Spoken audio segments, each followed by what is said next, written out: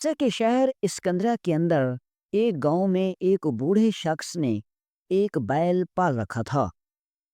بوڑھے شخص کے 4 بیٹے تھے۔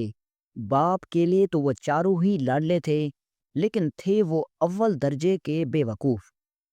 جب وہ بوڑھا مر گیا تو اس کے بیٹوں نے آپس میں مشورہ کیا کہ باپ تو اس دنیا سے چلا گیا، اب اس بیل کو کون پالے گا، اس کو چارہ کون کھلائے گا۔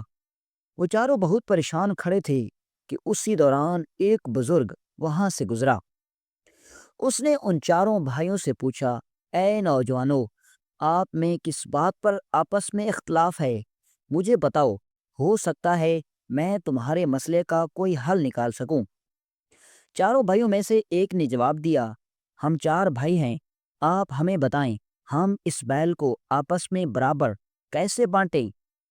اس شخص نے کہا، یہ تو بہت آسان ہے، ایسا کرو اس بیل کو بیچ دو اور جو رقم ملے وہ آپس میں بانٹ لو۔ چاروں بھائی اس بات پر بہت خوش ہو گئے اور بیل کو بیچنے کے لیے منڈی کی طرف روانہ ہوئے۔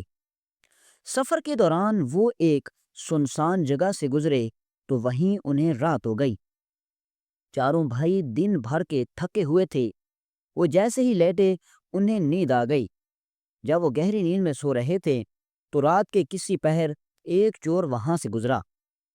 اس نے دیکھا کہ چاروں آدمی بے خبر سو رہے ہیں اور زور زور سے خراٹے لے رہے ہیں۔ چور آہستہ سے بیل کی طرف بڑھا، بیل کی رسی کھولی اور آہستہ سے بیل کو بھگا کر وہاں سے چلا گیا۔ صبح جب آنکھ کھلی تو اس نے دیکھا کہ بیل وہاں سے غائب ہے۔ فوراً اس نے دوسرے بھائیوں کو بھی جگایا اور بتایا کہ ہمارا بیل چوری ہو گیا ہے۔ ایک بھائی نے انگڑائی لیتے ہوئے کہا، سو جاؤ سو جاؤ، ایوب سوداگر لے گیا ہوگا، صبح دیکھ لیں گے۔ دوپہر کو جب چاروں بھائیوں کی آنکھ کھلی تو وہ ایوب سوداگر کو ڈھونڈنے نکل پڑے۔ راستے میں انہوں نے ایک گھوڑے کے پاؤں کے نشان دیکھے تو ان میں سے ایک بھائی کہنے لگا، یہ دیکھو گھوڑے کے پاؤں کے نشان۔ دوسرے نے کہا، بھائی یہ کسی سفید رنگ کے اعلیٰ نسل والے گھوڑے کے پاؤں کے نشان ہیں۔ تیسرا کہنے لگا، یہ گھوڑا تو ایک آنکھ سے اندھا بھی لگتا ہے۔ اب چوتھا بولا، رسی توڑ کر بھاگا ہوگا۔ پھر وہ چاروں آگے بڑھے، ابھی کچھ ہی دور گئے ہوں گے کہ انہوں نے دیکھا کہ ایک بوڑھا شخص پریشان حالت میں روتا ہوا آ رہا ہے۔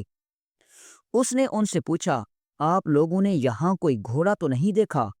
ان میں سے ایک نے کہا، سفید گھوڑا۔ دوسرے نے کہا، ایک آنکھ سے اندھا بھی تھا۔ تیسرے نے کہا، رسی توڑ کر بھاگا تھا۔ وہ شخص کہنے لگا، تم بالکل ٹھیک کہتے ہو، یہ بتاؤ وہ گھوڑا کہاں دکھا؟ اس پر انہوں نے یک زباں ہو کر کہا، ہم نے گھوڑا تو نہیں دیکھا، تم آگے جا کر تلاش کرو۔ وہ شخص کہنے لگا، بھائیو، تمہارے پاس گھوڑے سے متعلق اتنی معلومات ہیں اور پھر بھی تم انکار کرتے ہو، بھلا یہ کیا بات ہوئی؟ ہو سکتا ہے تم لوگوں نے ہی میرا گھوڑا چرایا ہو۔ چلو سلطان کے پاس چلتے ہیں، وہی اس بارے میں فیصلہ کریں گے۔ چاروں بھائی اور گھوڑے کا مالک سلطان کے دربار کی طرف روانہ ہو گئے۔ راستے میں زمین پر انہیں کسی انسان کے پیروں کے نشان نظر آئے۔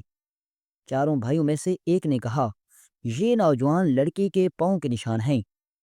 دوسرے نے کہا، یہ گھر سے ناراض ہو کر نکلی ہے۔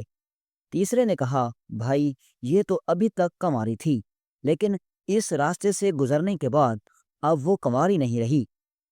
باتیں کرتے کرتے جب وہ آگے بڑھے تو ایک بوڑھا شخص بھاگا بھاگا آیا۔ اس نے پوچھا، اے نوجوانو، راستے میں تم لوگوں نے کسی لڑکی کو تو نہیں دیکھا؟ ایک بھائی نے کہا، وہ جو ناراض ہو کر گھر سے نکلی تھی۔ اب دوسرا بھائی بولا، میرے خیال میں کنواری تھی وہ لڑکی۔ اس نے کہا، ہاں بالکل درست کہہ رہے ہو۔ تیسرے نے کہا، رات کے وقت گھر سے بھاگ گئی تھی۔ ہاں ہاں بالکل ٹھیک، یہ بتاؤ وہ کہاں ہے؟ چاروں بھائیوں نے پھر سے یک زباں ہو کر کہا، ہم نے تو اسے نہیں دیکھا، جا کر کہیں اور تلاش کرو۔ وہ شخص کہنے لگا، میں تمہاری بات پر کیسے یقین کروں؟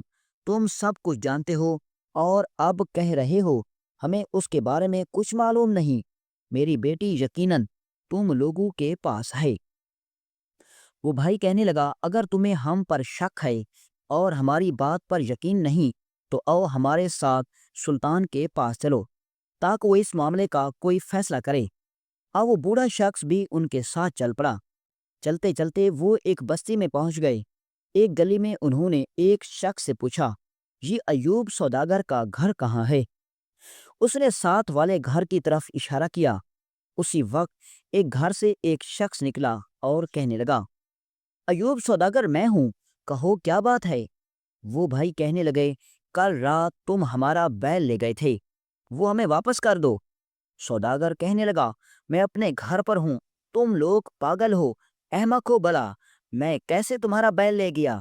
وہ بھائی کہنے لگے اگر تمہیں انکار ہے تو چلو سلطان کے پاس چلو۔ اب یہ سب سلطان کے دربار میں پہنچ گئے۔ سلطان نے ان سے پوچھا تم لوگ یہاں کیوں آئے ہو؟ کیا بات ہے؟ اپنا اصل مسئلہ بتاؤ۔ انہوں نے کہا ہم انصاف کے لیے سلطان کے حضور پیش ہونے آئے ہیں۔ پھر سب نے سلطان کو تمام بات باری باری بتا دی۔ گھوڑے کے مالک نے کہا جناب ان لوگوں نے پہلے میرے گمشدہ گھوڑے کے متعلق تمام باتیں درست بتائیں اور پھر کہتے ہیں ہم نے اسے نہیں دیکھا۔ گھوڑے کو چرانے والا یقیناً یہی لوگ ہیں، مجھے انصاف چاہیے۔ دوسرا شخص کہنے لگا میری بیٹی رات کو گھر سے نکلی ہے اور ان لوگوں نے اس کے بارے میں بالکل صحیح معلومات دی اور ساتھ ہی کہتے ہیں کہ ہم نے اسے نہیں دیکھا۔ میری بیٹی کو اغوا کرنے والے یہی چاروں ہیں اور کوئی نہیں۔ سلطان نے ان چاروں بھائیوں سے پوچھا تم لوگ اپنی صفائی میں کیا کہنا چاہتے ہو؟ ان بھائیوں نے جواب دیا حضور ہماری بات پہلے توجہ سے سن لیں۔ رات کو سوداگر نے ہمارا بیل چوری کر لیا۔ ابھی وہ اتنا ہی کہہ پائے تھے کہ سوداگر نے کہا سلطان معظم مجھے اس کے متعلق بالکل علم نہیں، مجھے یہ لوگ بلا وجہ پکڑ لائے ہیں۔ اب سلطان نے ان چاروں بھائیوں سے پوچھا یہ بتاؤ جب سوداگر گھوڑا چوری کر کے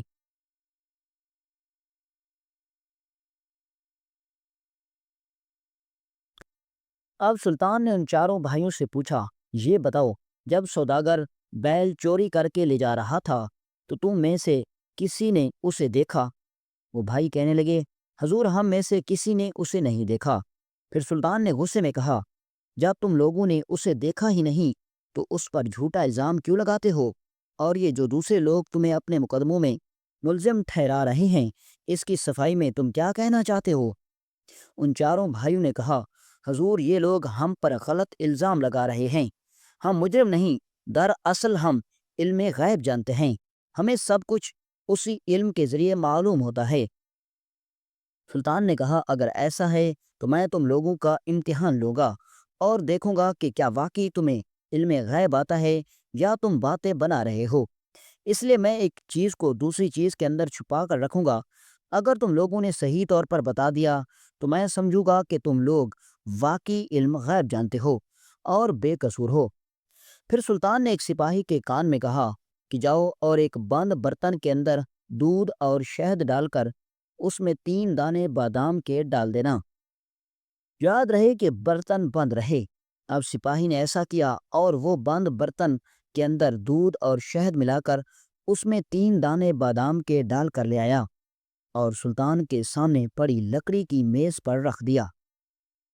سلطان نے کہا اگر تم اتنا ہی علم غیب جانتے ہو تو بتاؤ اس پر برتن کے اندر کیا ہے؟ چاروں بھائی اس برتن کی اور دیکھنے لگے اور سوچنے لگے۔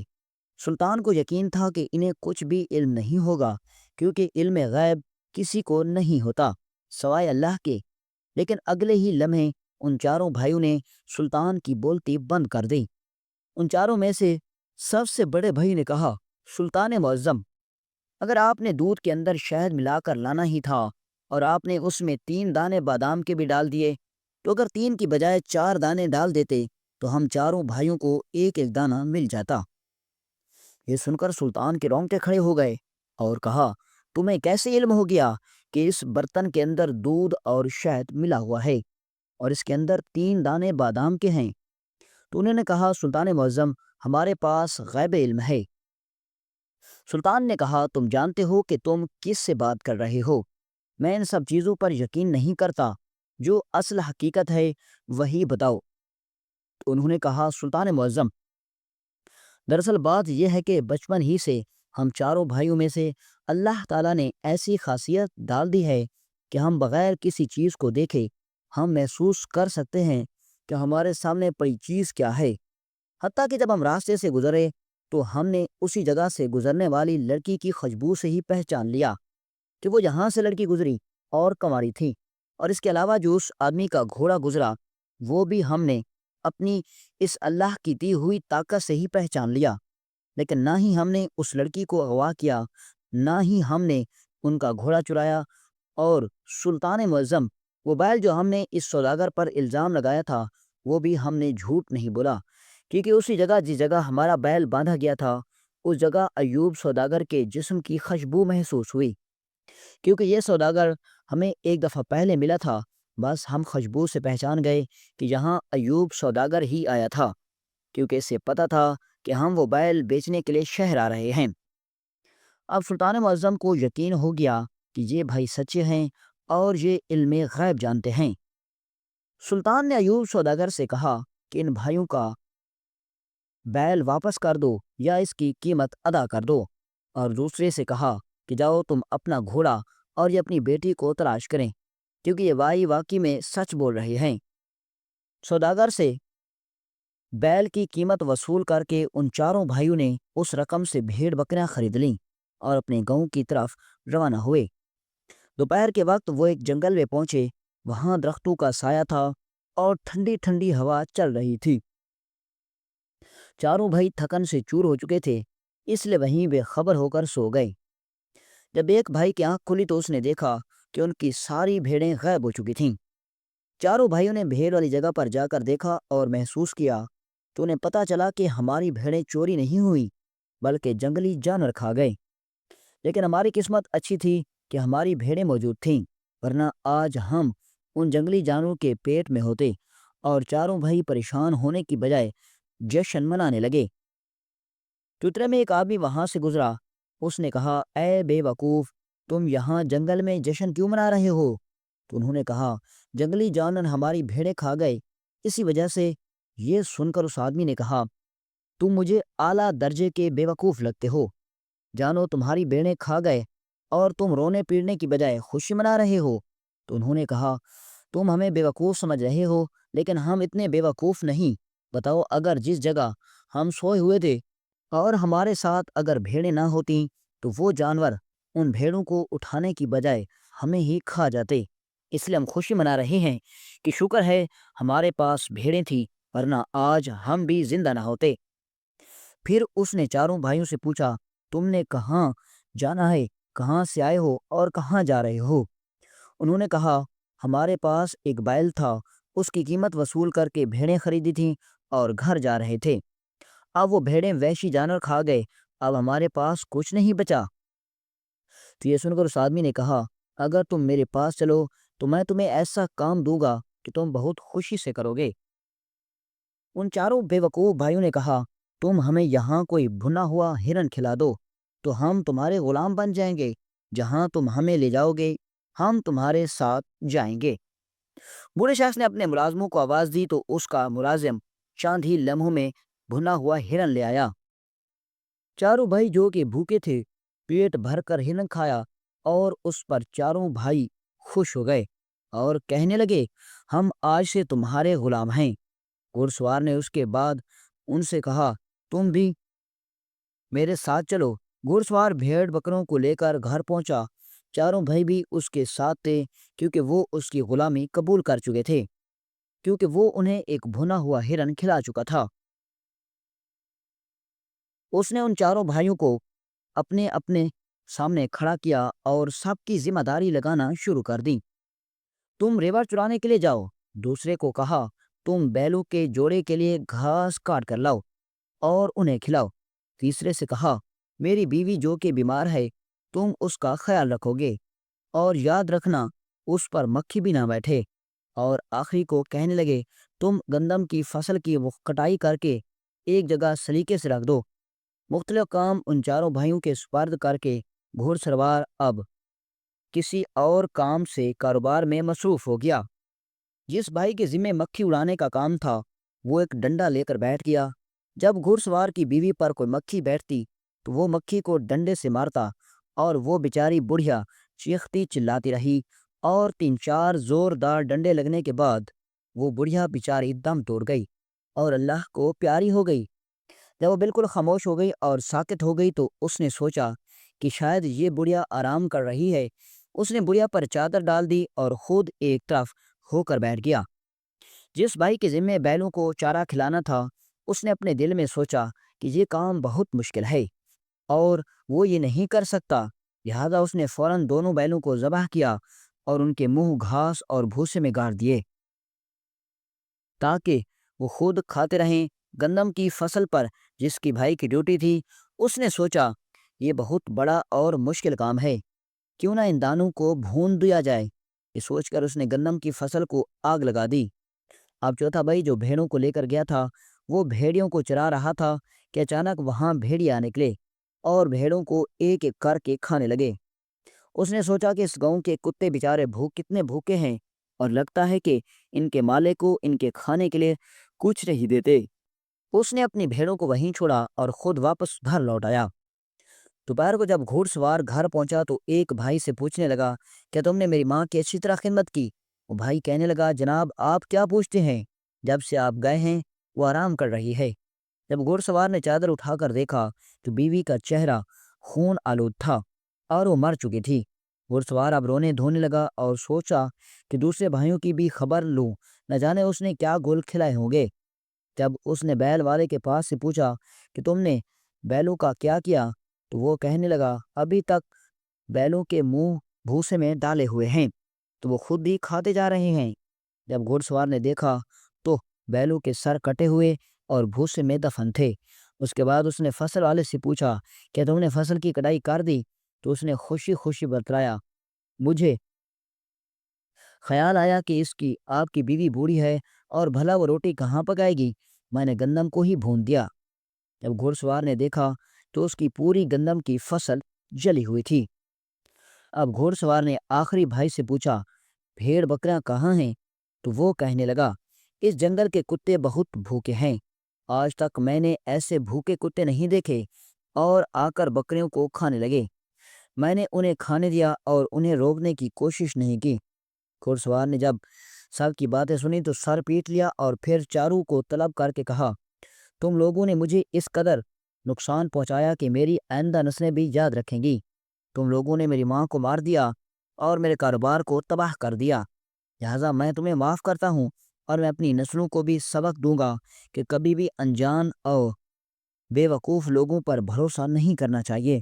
میں نے ایک لمحے میں بھی سمجھ لیا تھا کہ تم بہت سمجھدار ہو، لیکن مجھے کیا پتہ تھا کہ تم اعلیٰ درجے کے بے وقوف ہو۔